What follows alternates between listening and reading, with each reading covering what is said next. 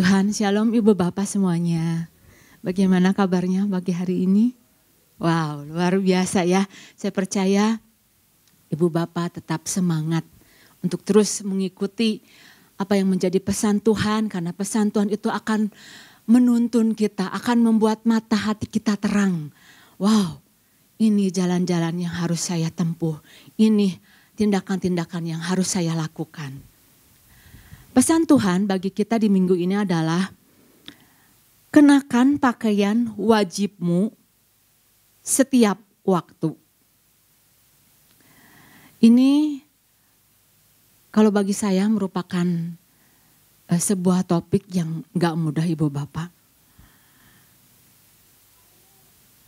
Karena gak mudah gitu ya, karena ada unsur-unsur yang saya sendiri masih berjuang dan di situ ada titik kelemahan saya gitu ya. Tapi saya harus menyampaikannya. Pas waktu lagi tahu gitu, aduh ini pesan Tuhannya ini. Terus akhirnya saya pikir gini, udah lewat tengah jam 12, Pak Ishak belum nyuruh nih gitu. Kayaknya udah deh jangan gitu, jangan saya mungkin ada pembicara yang lain dan yang lebih kompeten gitu ya. Tetapi saya harus menyampaikan firman pada pagi hari ini gitu ya.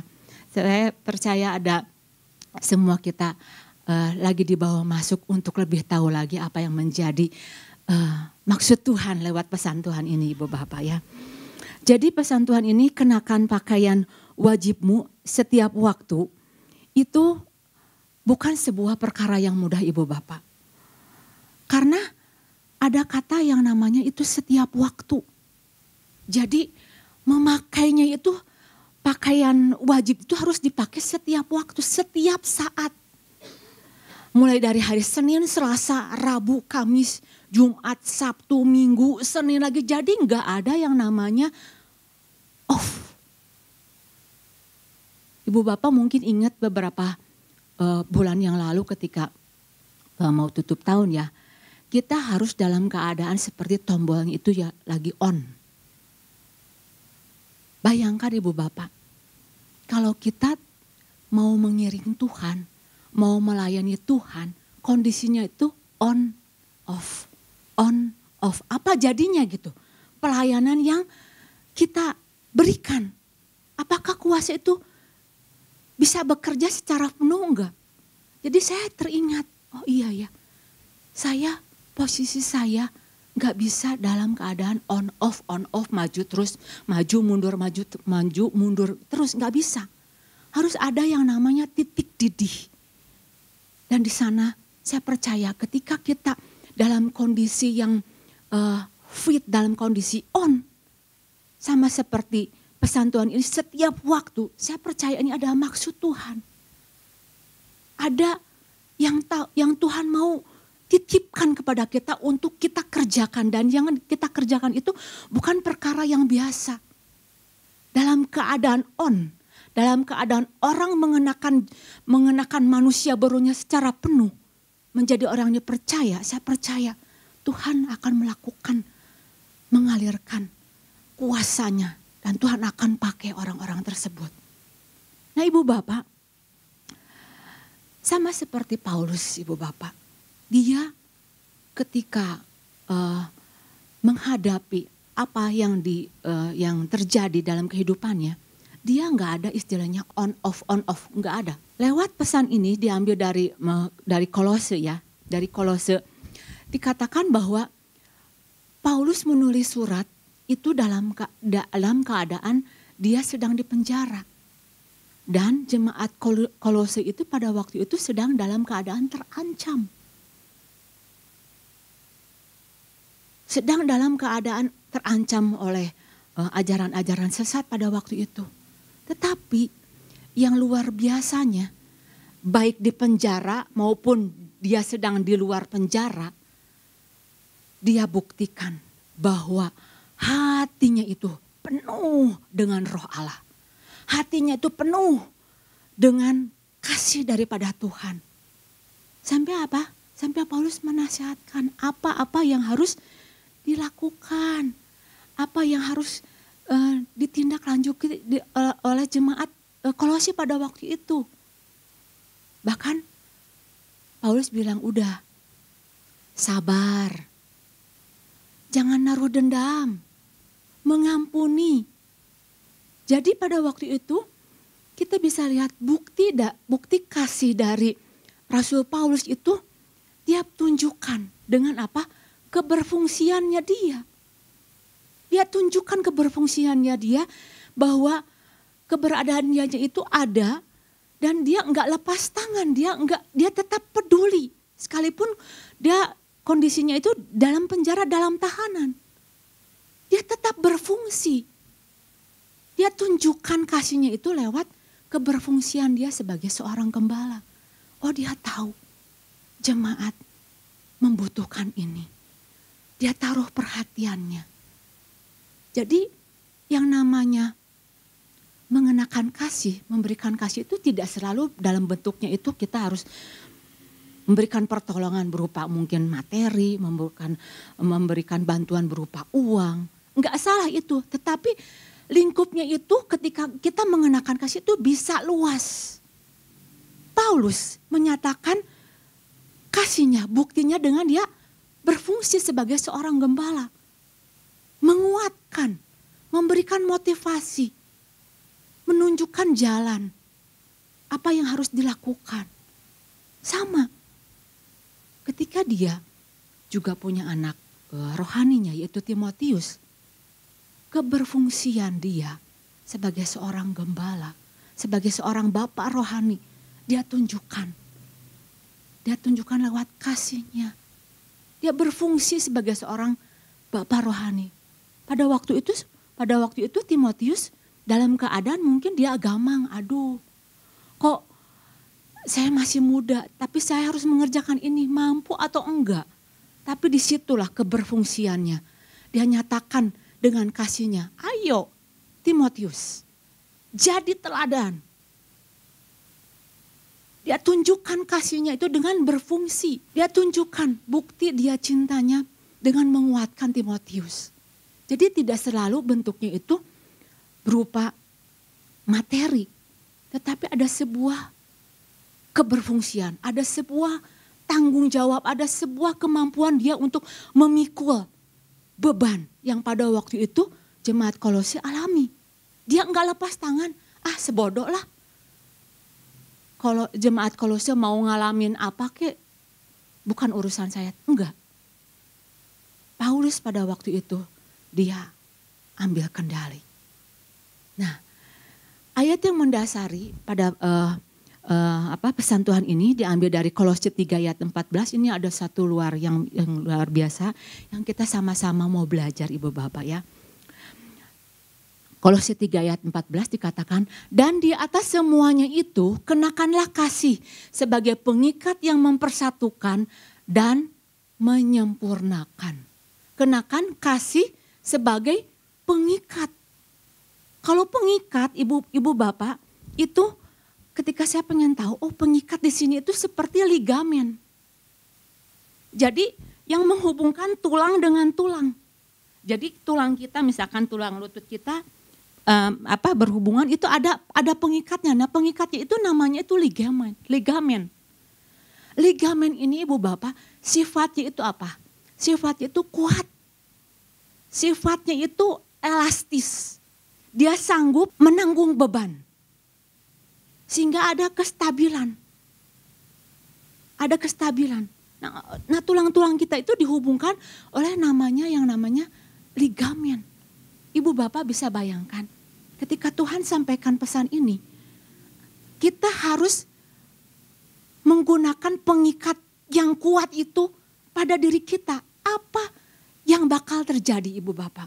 Ketika kita menggunakannya, kita akan menjadi orang-orang yang kuat.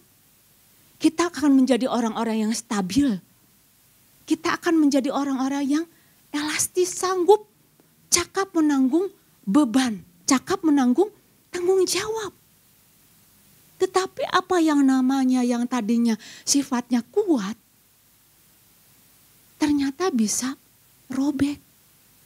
Ternyata bisa rapuh ibu bapak. Ada banyak yang terjadi. Mungkin si ligamen itu menjadi robek atau menjadi patah atau menjadi rapuh itu karena berbagai hal.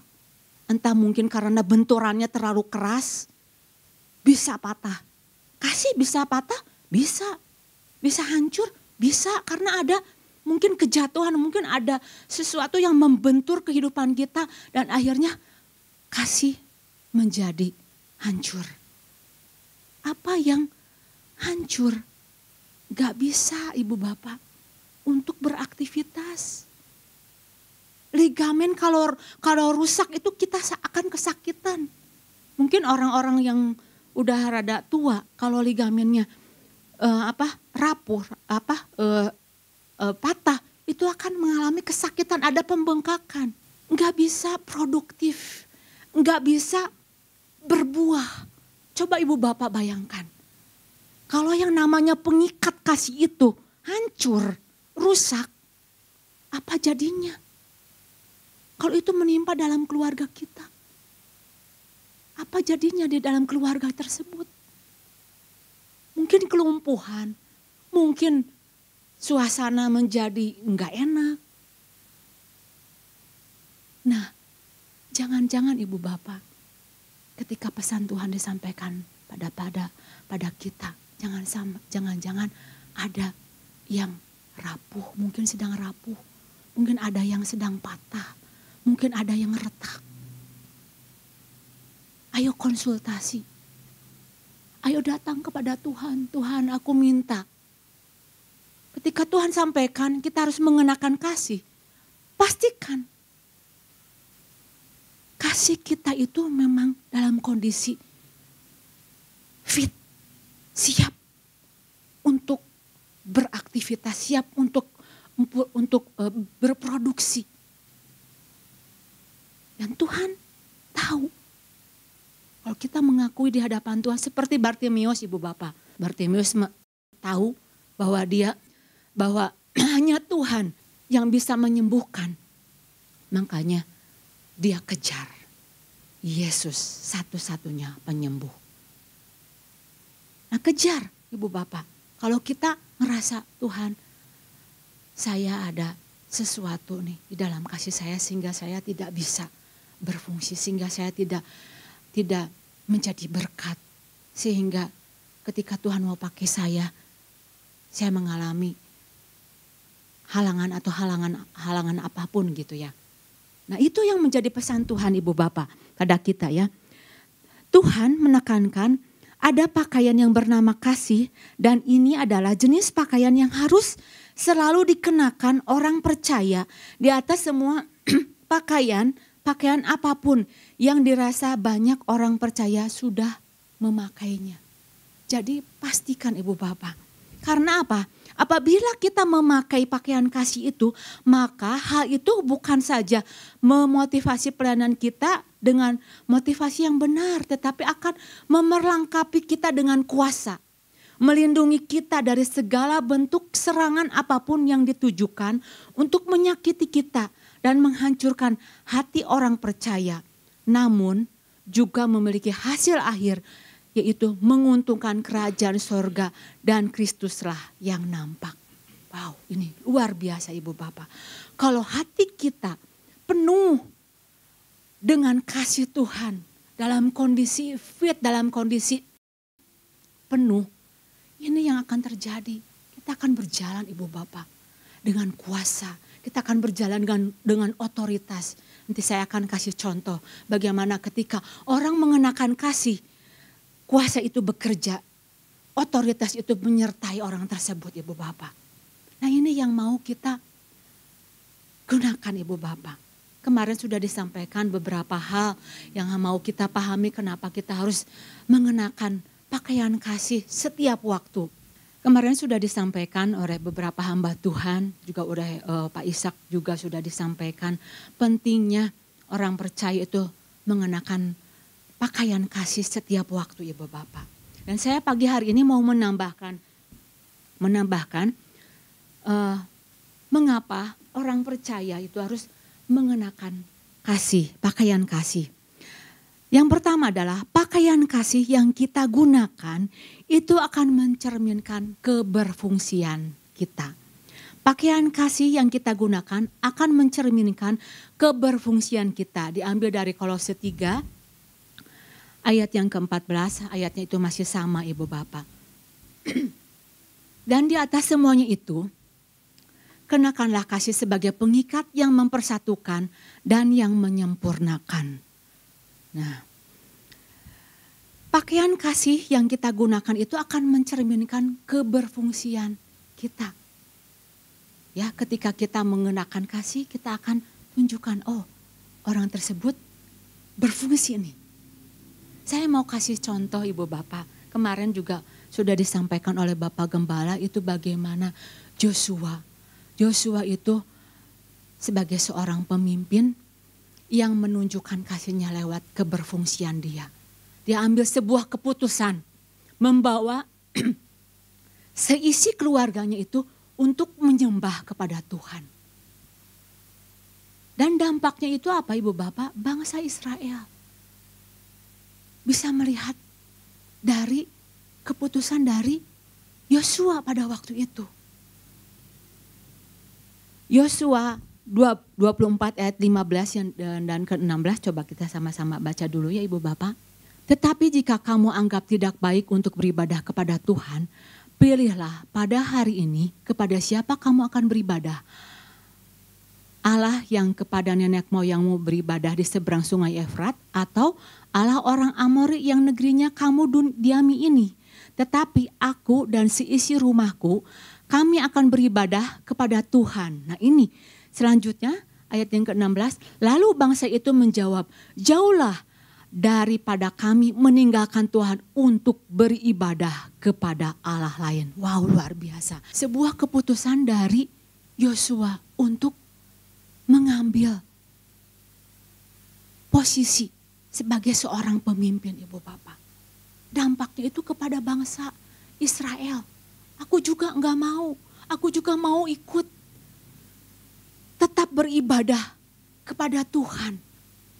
Bukti Yosua mengasihi bangsa Israel. Dia tunjukkan, wow, lewat keberfungsian dia sebagai seorang imam pada waktu itu Ibu Bapak. Jadi rumah tangga penting Ibu Bapak. Seorang pemimpin yang berfungsi. Untuk mengambil sebuah keputusan diperlukan seorang pemimpin yang benar-benar berfungsi. Karena itu akan menyangkut keselamatan keutuhan dari keluarga tersebut. Bagaimana keluarga tersebut akan beribadah kepada Tuhan atau akan terus mengikuti visi Tuhan, ini sangat ditentukan oleh keberfungsian seorang pemimpin. Dan dalam hal ini lebih menekankannya itu kepada Yosua. Kepada Yosua sebagai seorang laki-laki, sebagai seorang imam Ibu Bapak. Jadi sangat penting sekali. Nah lewat bentuk kasih Yosua dia tunjukkan Ibu Bapak. Dan akhirnya bangsa Israel bisa terus berjalan untuk tahu apa yang menjadi arah dan tujuan dari tuntunan Tuhan. Nah Ibu Bapak untuk waktu-waktu saat-saat ini rumah tangga ada banyak didapati kehancuran Ibu Bapak. Karena apa? Karena pemimpin-pemimpin tidak berfungsi kembali. Tidak ambil kepemimpinannya yang seharusnya dia melindungi, memberikan rasa aman. Dan akhirnya rumah tangga tersebut akhirnya mengalami kehancuran. Dan kalau mengalami kehancuran, maka iblis senang sekali. Mulai dari dia akan serang. Kehancuran itu dimulai dari dia akan menyerang pemimpin. Entahkah itu mungkin pemimpin di dalam keluarga, tidak berfungsi. Pemimpin mungkin juga di dalam pelayanan, pemimpin di gereja, itu menjadi sasaran. Bagaimana iblis ingin supaya kepemimpinan tersebut tidak berfungsi.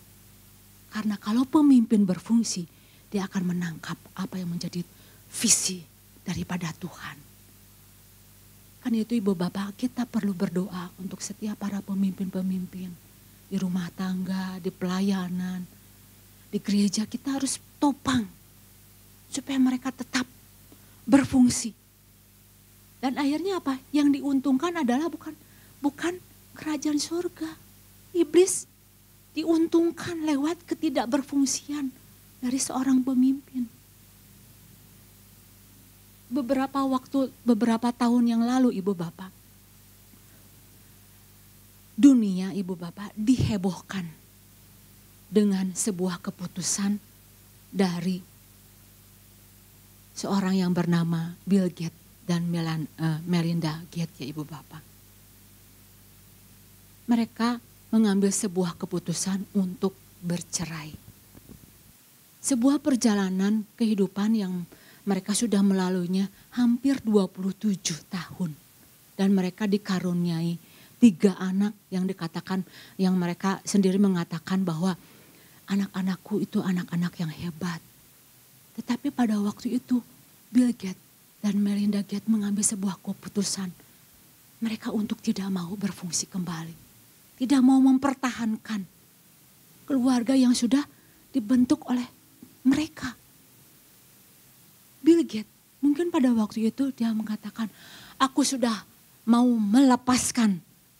Aku udah gak mau pegang payung keluarga ini. Aku mau lepaskan keberfungsianku. Mungkin juga sama. Kenapa perceraian itu terjadi? Melinda Gates sama mungkin mengambil sebuah keputusan tersebut. Mungkin ada berbagai alasan. Entahkah mungkin hanya mereka bercerai untuk menyelamatkan anak-anak. Tetapi saya katakan tidak ada yang namanya perceraian itu Ibu Bapak membawa keuntungan. Gak ada Ibu Bapak. Seharusnya kalau mereka menyadari Ibu Bapak. Perjalanan yang 27 tahun itu yang bukan sebentar. Mereka harusnya bisa bertahan, mungkin hanya sebentar lagi. Mereka tidak tahu waktu-waktunya kapan maut akan menjemput mereka. Kalau mereka tidak melepaskan keberfungsian mereka, mungkin anak-anak gak jadi korban Ibu Bapak. Ketika keberfungsian itu tidak bekerja Ibu Bapak di dalam sebuah keluarga, dampak yang sangat dirasakan itu adalah banyak hal Ibu Bapak. Terutama untuk anak-anak. Yang namanya pernikahan Ibu Bapak. Pernikahan itu seperti ibarat 2 kertas dilem. Dan ketika perceraian berusaha untuk melepaskannya, maka si 2 kertas itu akan bukannya utuh Ibu Bapak. Tetapi akan robek. Perceraian itu akan merobek. Merobek dirinya. Merobek masa depannya. Merobek anak-anaknya Ibu Bapak. Jadi ini sebuah keputusan yang sangat menyedihkan. Kita harus belajar Ibu Bapak. Lewat peristiwa ini, lewat kejadian ini Ibu Bapak. Ada beberapa hal mungkin pasangan suami istri yang sudah tidak mau memegang kembali keberfungsiannya, dia tidak mau melakukan lagi, bahkan melepaskan semuanya dengan begitu saja. Kasih yang tadinya mungkin mereka tadinya ketika mereka bersatu di dalam pernikahan karena jatuh cinta. Jatuh cintanya udah selesai. Mereka enggak sanggup lagi untuk mengikat. Mereka tidak sanggup lagi untuk membangun kasih. Dan apa yang terjadi? Dampak yang sangat menyedihkan sekali. Badai pasti akan datang. Angin pasti akan datang, hujan akan datang Ibu Bapak. Tetapi kalau kita masih bisa tetap berfungsi, saya percaya.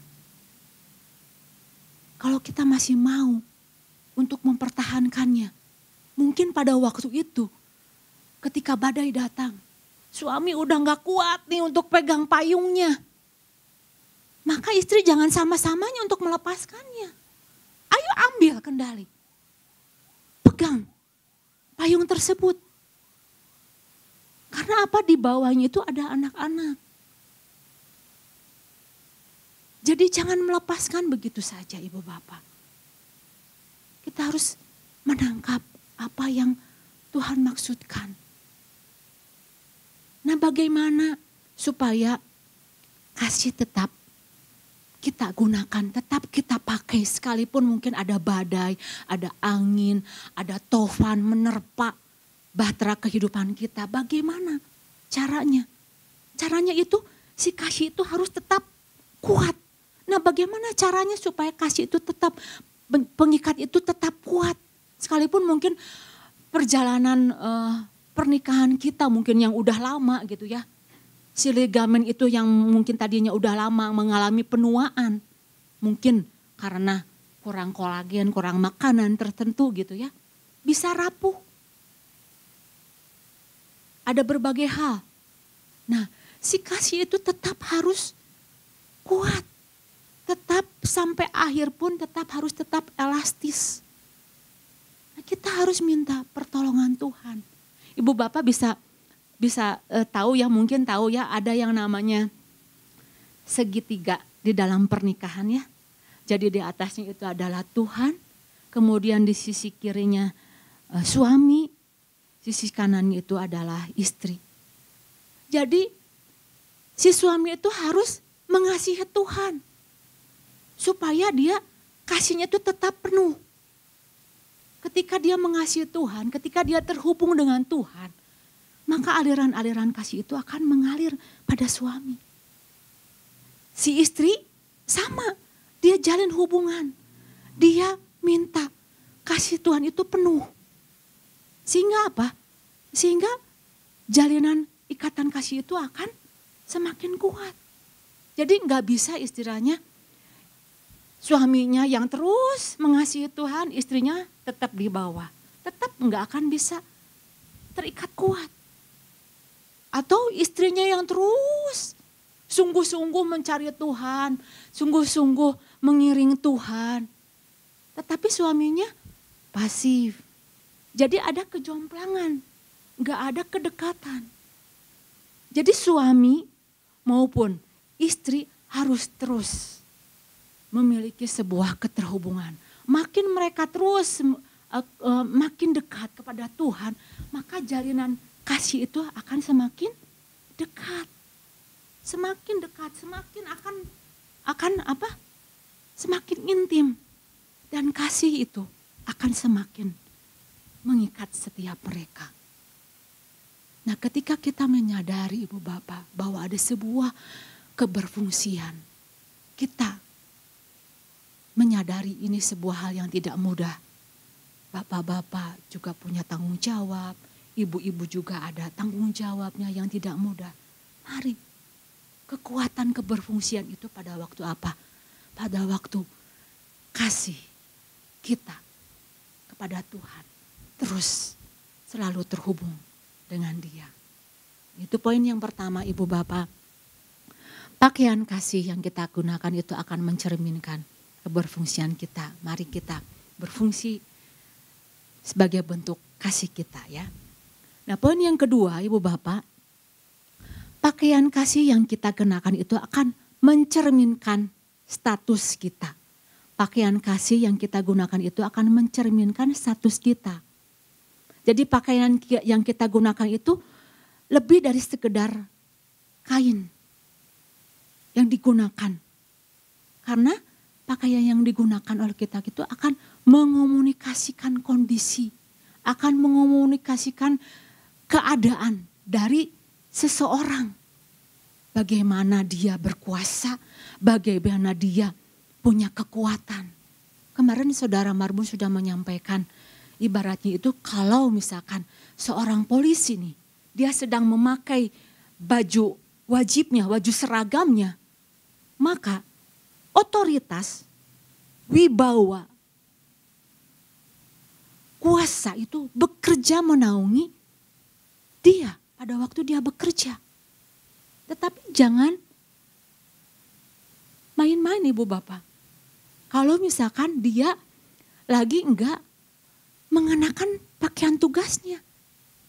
Mungkin hanya sepakai pakaian biasa seperti kita. Terus kemudian dia mau menilang. Ya, Marbun bilang kayak gitu. Enggak akan dianggap.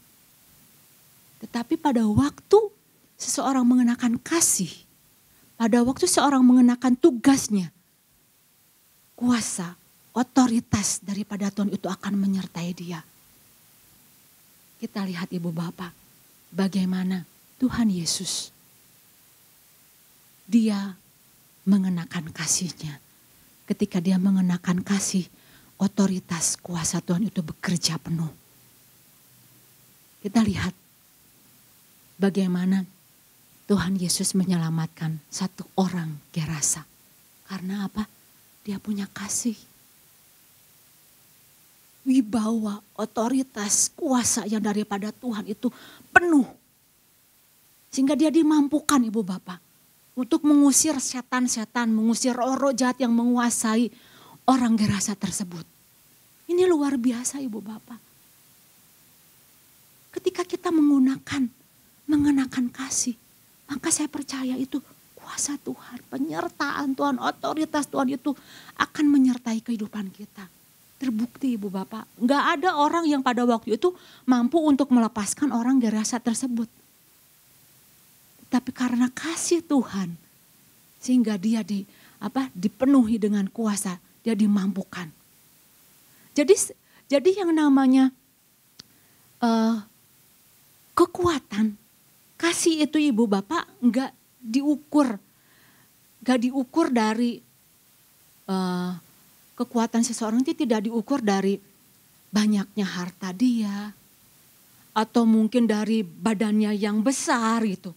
Enggak diukur dari itu Ibu Bapak. Tidak diukur dari wow dia punya talenta hebat. Tidak diukur dari itu. Tidak diukur dari posisi dia, jabatan dia. Bukan. Tetapi kekuatan dari seorang percaya itu diukur dari seberapa dia punya kasih. Seberapa dia mampu untuk mengimpartasikan apa yang Tuhan sudah hadirkan di dalam kehidupan dia. Semakin banyak dia punya kasih, dia disebut orang yang semakin kuat. Semakin dia penuh dengan kasih Tuhan, semakin banyak itu dia disebut sebagai orang yang kuat. Jadi enggak diukur. Kalau dunia menyatakan kekuatan seseorang itu diukur oleh banyaknya hal yang dia punyai. Tetapi Tuhan katakan orang yang kuat itu adalah orang yang penuh, yang banyak. Penuh dengan kasih Tuhan. Karena apa Ibu Bapak? Karena kasih itu adalah hasil dari buah roh. Bagaimana Roh Kudus terlihat aktif di dalam kehidupannya itu pada saat buah roh itu bekerja. Ya, namanya buah roh itu kan Ibu Bapak tahu ya. Ada apa aja Ibu Bapak? Ada kasih, ada sukacita, ada damai sejahtera, ada kesabaran, ada kemurahan, ada kebaikan, ada kesetiaan, ada kelemah lembutan, ada penguasaan diri. Itu buah roh Ibu Bapak. Makin banyak kita punya buah roh, maka kita akan makin kuat. Makin banyak kita punya kasih, kita akan makin kuat. Kenapa orang-orang percaya mudah jatuh? Karena hal tersebut yang namanya buah itu gak banyak. Jadi buah roh itu Ibu Bapak hasil dari sebuah bagaimana Roh Kudus aktif di dalam kehidupannya. Beda Ibu Bapak antara buah roh itu dengan karunia. Kalau buah roh itu hasil bagaimana dia terhubung dengan Tuhan dan bagaimana Roh Kudus itu penuh aktif di dalam kehidupannya. Tetapi kalau karunia itu pemberian daripada Tuhan. Buah roh itu timbul karena seseorang itu ditanam. Karena seseorang itu berakar. Kita banyak ibu bapak diberikan sarana untuk kita ditanam lewat kebenaran. Kita diajarkan bagaimana kita untuk terus berakar. Jadi kekuatan dari sebuah kasih itu ibu bapak. Kekuatan sebuah kasih itu ditentukan bagaimana dia bisa untuk mengalirkan apa yang sudah dia dapatkan dari Tuhan. Bagaimana ibu bapak caranya? Supaya kita penuh dengan kekuatan Tuhan. Mari kita datang sama Tuhan. Tuhan, aku perlu. Limpahkan aku dengan kasih daripada Tuhan. Berikan kepada saya kelimpahan. Masuk ibu bapak. Terhubung dengan Tuhan. Saya percaya ada aliran-aliran kekuatan yang daripada Tuhan itu akan Tuhan limpahkan kepada kita. Jadi ibu bapak, yang namanya kasih itu sebagai sebuah kekuatan yang Tuhan berikan kepada kita, itu bukan hanya sebagai karakter aja, tetapi kita harus memandangnya sebagai sebuah kekuatan yang akhirnya pada waktunya tertentu kita dimampukan untuk terus bisa melayani Tuhan dimanapun kita berada. Jadi dua hal ini yang saya mau membagikan bagi ibu bapak. Pakaian kasih yang kita gunakan itu akan mencerminkan. Mencerminkan apa ibu bapak? Yang tadi yang pertama keberfungsian kita. Dan yang kedua pakaian yang kasih yang kita gunakan itu akan mencerminkan kekuatan kita. Demikian firman Tuhan, Tuhan Yesus memberkati.